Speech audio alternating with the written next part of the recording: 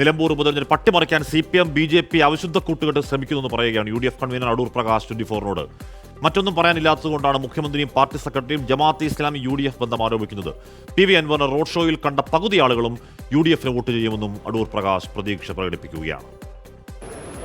പ്രിയങ്ക ഗാന്ധിയുടെ വരവോടുകൂടി ഒരു ആത്മവിശ്വാസം കൂടിയിട്ടുണ്ട് UDF ക്യാമ്പിന്. ഇപ്പോൾ UDFിന്റെ കൺവീനർ അടൂർ പ്രകാശ് ചേരുകയാണ് 24നൊപ്പം.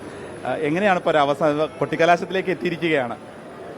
അല്ല, പ്രിയങ്ക ഗാന്ധിയുടെ വരവ് കൊണ്ട് ഞങ്ങളെ സംബന്ധിച്ചിടത്തോളം കൂടുതൽ ആത്മവിശ്വാസവും കൂടുതൽ പ്രചോദനവും ഞങ്ങൾക്കുണ്ടായിട്ടുണ്ട്. അതൊന്ന്.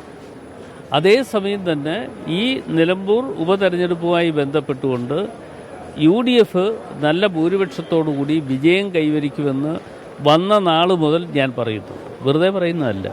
അതിന് പല ഘടകങ്ങളുണ്ട് എന്ന് നിങ്ങൾ കണ്ടാൽ മതി. ഇടതുപക്ഷം പ്രത്യേകിച്ച് 3 ദിവസമായിട്ട് മുഖ്യമന്ത്രി ഇവിടെ ക്യാമ്പ് ചെയ്യുകയായിരുന്നു. അപ്പോൾ ജമാഅത്ത് ഇസ്ലാമി UDFനെ പിന്തുണയ്ക്കുന്നു എന്നുള്ളതാണ്.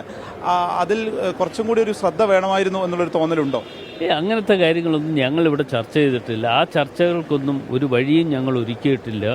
ഇത് മുഖ്യമന്ത്രി എന്തെങ്കിലുമൊക്കെ വിളിച്ചു പറയും. പിന്നെ അത് കൂടാതെ വേറെ ഒരാളുണ്ടല്ലോ, ഗോവിന്ദൻ, പിന്നെ CPMന്റെ സെക്രട്ടറി, അദ്ദേഹവും ഇടയ്ക്കിടയ്ക്ക് ഇതുപോലെ ഓരോ കാര്യങ്ങൾ പറയുന്നുണ്ട്. ഇപ്പോൾ എന്താ തെരഞ്ഞെടുപ്പിൻ്റെ അവസാന ഘട്ടത്തിൽ ഇതല്ലാതെ വേറെ എന്തെങ്കിലും പറയാനുണ്ടോ?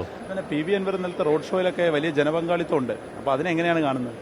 അതൊക്കെ ഉണ്ടാവും, അതിന് കാര്യമൊന്നുമില്ല. അതിൽ നല്ല ഭൂരിപക്ഷം ഞങ്ങൾ വോട്ട് ചെയ്യുന്നവരാണ്. നിങ്ങൾക്ക് റോഡ് ഷോയിലുള്ള നിങ്ങൾക്ക് സംശയം ഉണ്ടെങ്കിൽ അത് തെരഞ്ഞെടുപ്പ് കഴിഞ്ഞ് 23-ാം തീയതി വോട്ടെണ്ണുമ്പോൾ നമുക്ക് കാണാം.